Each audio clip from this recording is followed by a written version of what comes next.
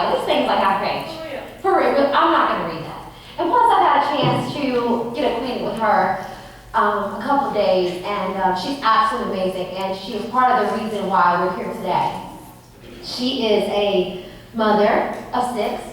Her bio is amazing, by the way. Absolutely amazing. And she has 3 sets of twins. Right. Exactly. She's a businesswoman. An award-winning businesswoman, I may add. And a philanthropist. She is a business partner. She's a sister, a mother, a wife. She's amazing. And this dress she has on, I'm going to borrow it. It's fierce, to die for. So please put your hands together for Miss Ginger Whitley.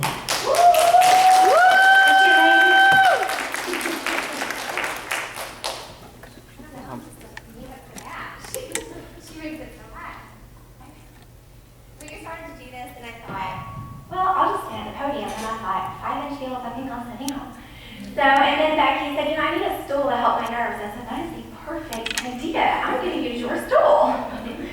So I thought, when I first did this, I thought, a lot of people come to me and they say, I admire you. You are so wonderful. I love talking to you. You should write a book. Who has time for that? And they say all these nice and sweet things. And I'm like, really? Me? I'm just your country bumpkin. In fact, I won Miss MISS Paulding County when I was 16 on this exact same stage. By the way, it did not look this big back then. It looks a lot bigger today. With that being said, I thought, well, what am I going to do? There's so many people who could take so much from me, and even though I don't think that, I thought more women need to be motivated, they need to be encouraged, they need to know the power that they have. So how was I going to do that? I thought, well, the Unstoppable Woman's perfect. We could go and find great speakers, we could find a great hostess, and we could go and spread the word all around to people, not just in Paulding County, but all over Georgia. My ultimate goal is to go all over the country, to be able to show women that if I can do what I've done, you can certainly do whatever it is that you want to do. You have the power. Sometimes when we get married or we have children, we think, oh, I forgot who I was before I did all that. Or, I don't even get out of my pajamas some days. Or, I cook for my husband, I run my kids to ball, but what were you before that? Just because you get married and just because you have children doesn't mean that you still don't get to have all of that. It just means you have to be able to work that work-life balance and family all into one, and that can be sometimes difficult. So the way it started for me was I was a paralegal in Atlanta for the Strong Arm. You guys may have seen his commercial. He's this big, but he's supposed to be the Strong Arm. I worked for him for several years at the Atlanta Financial Center in Atlanta, and I had first, let me just go back just a little bit. I had a first set of twins. They're 12 now. In fact, they're both here. It's bothering me, following me around like a little lost puppy if you've seen them. And I thought, oh my goodness, God gave me a boy and a girl because he knew I would never do this again. Then we did it again and again and again. So I thought, okay, well, I've got a boy and a girl. So I took them home, didn't know what to do with them. I learned my tricks. I learned my trade. I was a very young mother. And I thought, dear God, please give me patience. Give me patience to be a good mother to these children. And I could tell my business partner today, I think God was laughing at me. Because boy, did he teach me. He gave me 4 more sets of twins after I asked for patience. So now, I don't ask for patience. I ask to get through every single day. So I'm sure some of you are probably counting. Yes, that's 10. And so I would have had 10. We've lost a few along the way. So right now we have 3 boys and 3 girls. So my husband's in law enforcement, and I thought, he doesn't make as much money, especially for getting shot at in our county for refereeing grown adults, basically, or moving cattle out of the street, which they often do. In fact, can I tell you really quickly, he's also an FTO. He trains, he's on SWAT, he's an honor guard, he's here. He does all of that good stuff. He's been doing it for over 10 years, and one day he had one of his workers, or one of his people he was training with him, and they found a wild pig. And they tased it because they couldn't get it to calm down. And he says, the little tail was curling. I said, that's so mean. Well, we met him for dinner and they smelled so bad. I said, does your car really smell like that? He said, yeah. I said, go eat over there. So he said, yeah, we tased it in a little towel. So I said, there's someone out there looking to put that thing on Facebook or looking to put that video on YouTube. Paulding County Spawn is out there tasing a wild pig.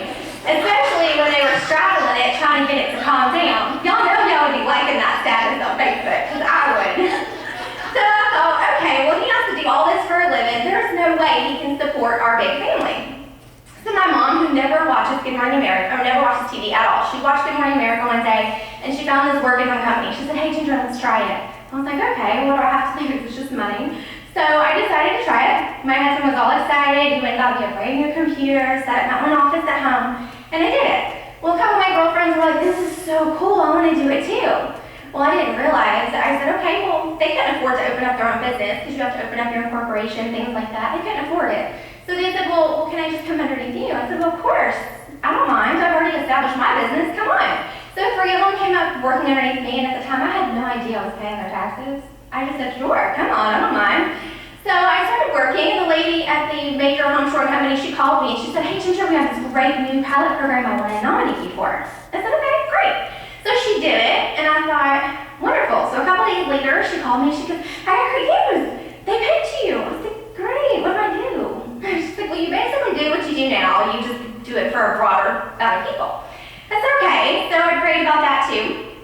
And we opened up a new bigger business. We went nationwide. And I was hosting some different new hire seminars, our local parks, things like that. And at the time I had a business partner. And unfortunately, business partners, I'm not sure if some of you have them, but they work like relationships. You really have to put work into your relationship in order for it to be successful. So I'm not embarrassed to say it did not work out. We went our separate ways. But before we did, I went to the park and I had a new hire seminar. And my husband had just got into an accident. He was on his way to a domestic or something. It was raining. He looked down at his computer. He looked up and he totaled out a truck pulling a trailer and his head hit the window, and of course, it was horrible. But here's one of the ways by how God works with me. I was on my way home that day when he got in the accident, and I was about to turn on, if you guys know, if you go down back in a highway, you get to a four-way, you can go right on 101 or left. You go right, you go to my house. I got a phone call that said he was in an accident and he had to go to the hospital, so I immediately turned left and went to my mom's house. Had I turned right, my husband was right there. I would have seen the patrol car being on the back of the record, and I probably would have went to pieces. So that was the first thing. So then a couple days later, we had our new hire. So I went. At the time, my partner I had, she didn't speak. In fact, my partner now doesn't speak. So then I did all the speaking, and I did all the talking, and we get there, and at the end of the seminar, I was actually explaining to her what had just happened in my life, because I'm a talker. I'm from Paulding, most of us are. So I was explaining my story. So after the event, she comes up to me, she goes, hey, I just want to say hey to you, and she said, your husband works for Paulding County, right? And I said, yeah. She goes, so does mine.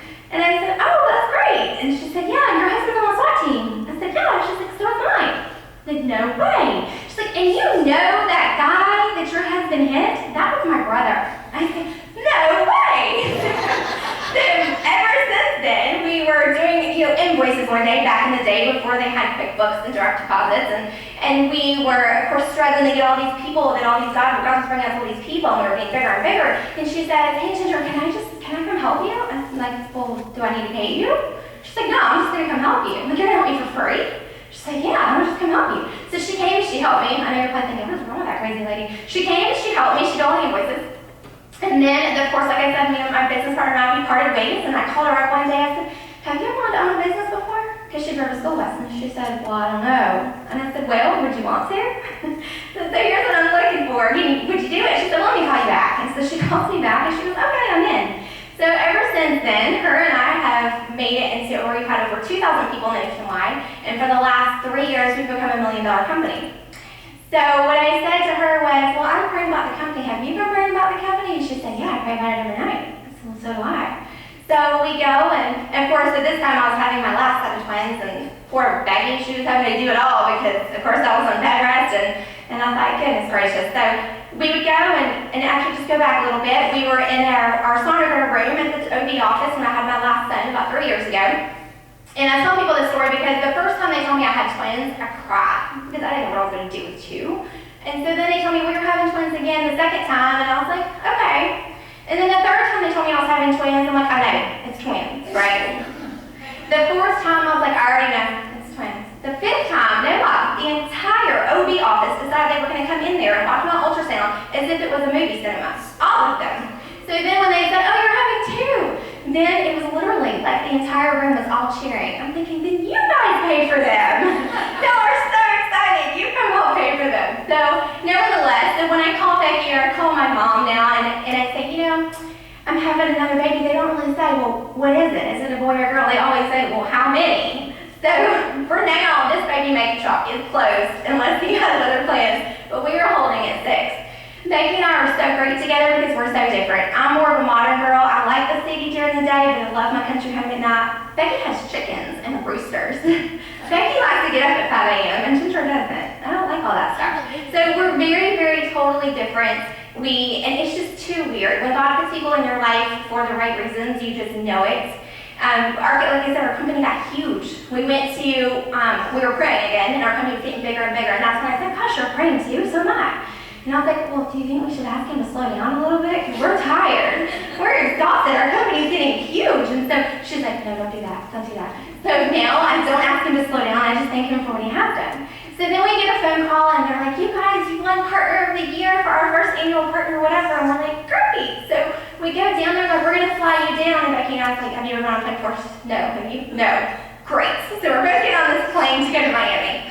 And we didn't know how their seats work, so we thought we were going to be swift and make our seats together. We weren't. We had the same seat, but on different aisles. So she's got her iPad, I got my iPad, and we're aiming each other, looking across the lane.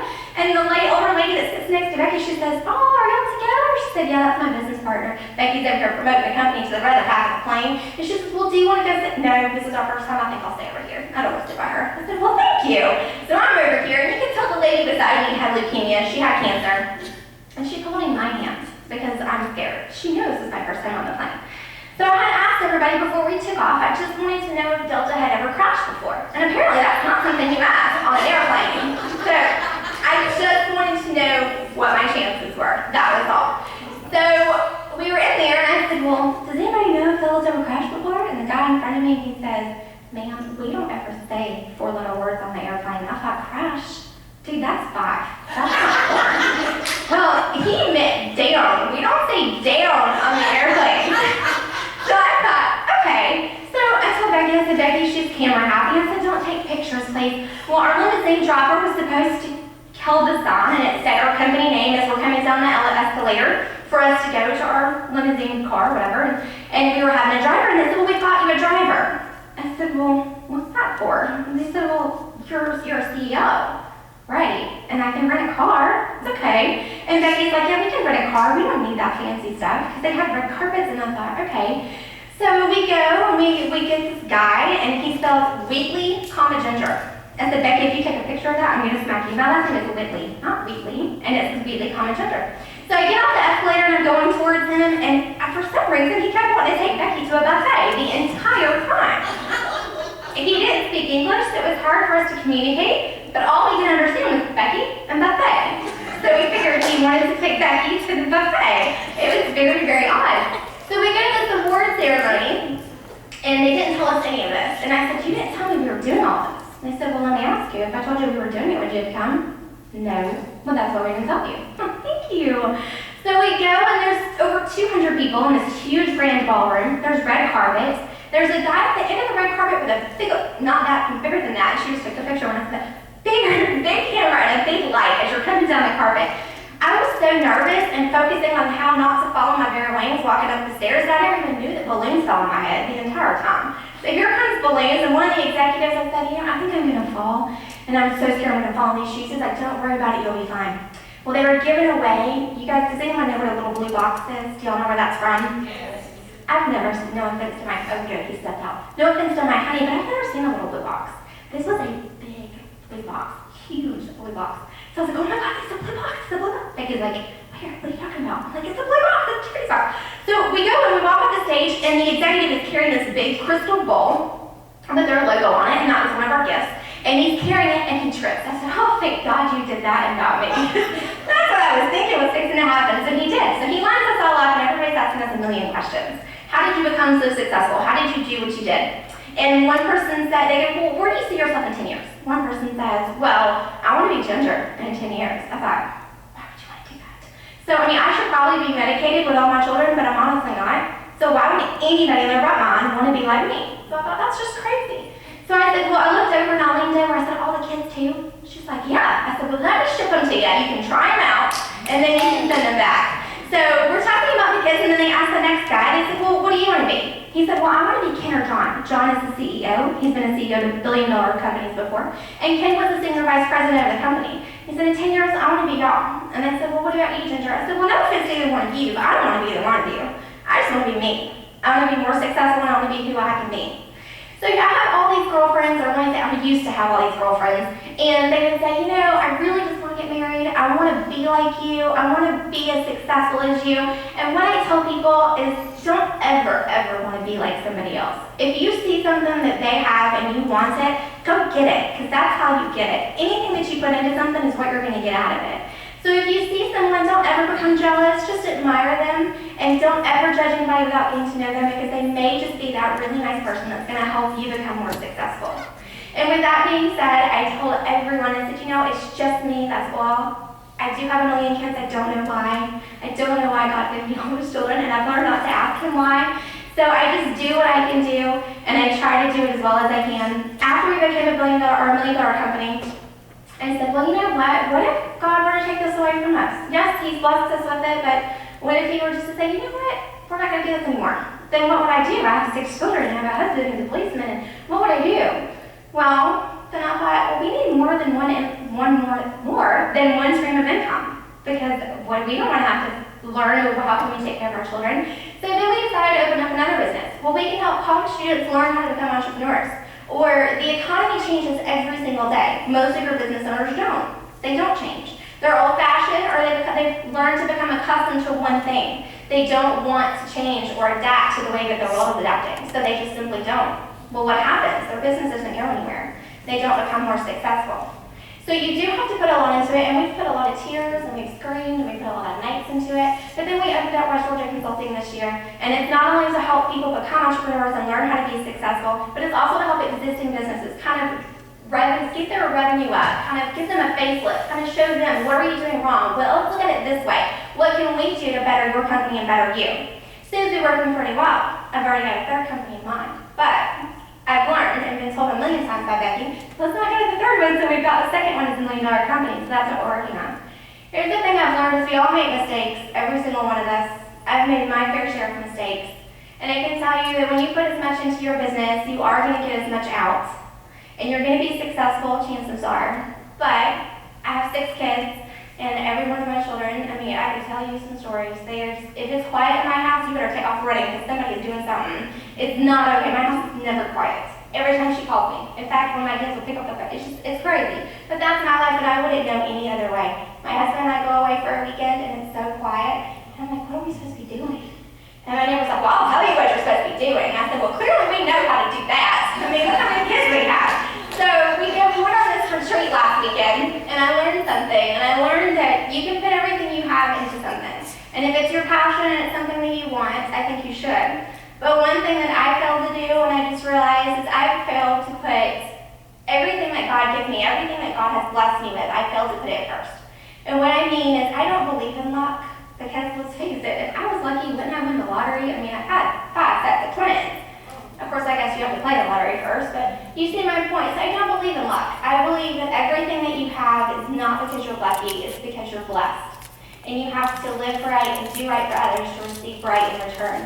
So I believe that everything, and God thinks that I am really blessed because he keeps helping us. We are definitely doing our part to populate this world, that is for sure. So, in fact, a lot of my brothers say, oh my gosh, you're not coming to the birthday party? I said, why are you so upset? Just because we're not coming. Do you know why? Because when we're not there, it looks like nobody's there. Because when we're there, it looks like the whole group is there. Because that's the reason why you want us there, because we look like your party is happening. So, what I've learned is I was failing in other areas of my life. I was becoming a really great business owner. We were becoming very successful. But all this other stuff that God blessed me with, I thought, well, he blessed me with it, so I just quit paying attention to it. And then I just moved forward, and I did what I know to do, and that was to work all the time, and work to be successful. So then we had West Georgia, we had Sing Angels, and we had the Unstoppable Woman. Well, back here were my 6 kids he blessed me with, and yes, you all are blessings, no matter what I tell you every other day. And my husband, he was a blessing, in more ways than one. So when I was doing all this other stuff God gave me, I totally forgot about everybody else. I forgot all those children need their one-on-one time. I forgot my husband needs his wife, even though I'm successful at what I do. So I do believe that if you want something, you should put everything that you have into it. Just make sure you don't forget what God has given you, because every single one of those are a blessing. And if you forget it, you may just lose that blessing. And most of the time, they're a blessing you don't want to lose. So if anything, I hope that this is from some of our women. In fact, these are amazing women. I was telling my partner, what am I going to say? In fact, I was going to write a script. And I thought, well, why am I going to write a script? I'm not going to read the thing. I'm not going to stick to it. So I'm just going to go wing it. So I started talking to some of these women, and I thought, they're like, are you sure I'm the right person? Are you sure I'm going to give the right message? Yes, you're the right person. Yes, you're perfect. Each and every one of them had something to offer, and I hope that you guys were able to pick up something from all of them. I hope that, and Stephanie Newton is next. She is so amazing. I've never heard her music before, but if you leave her today, look at stephanienewton.com, I think it is, and she can correct me if I'm wrong. But go there, and she has beautiful, beautiful Christian music, and I've been listening to it in my office. But I hope you guys can take something from this, and like I said, the whole purpose in this was to motivate and encourage and get more women to do what they strive to do. Because if I can do all of this, I forgot to tell you, I'm getting my PhD in business. So I'm in school full time too. So if I can do schoolwork, which I'm in accounting class right now, which I have to brag on, I got a 95 and I hate that class. But if I can go to school full time and have 6 children and have a husband, have 2 businesses, and I consider my business partner a relationship too, and sometimes she wants to kill me too.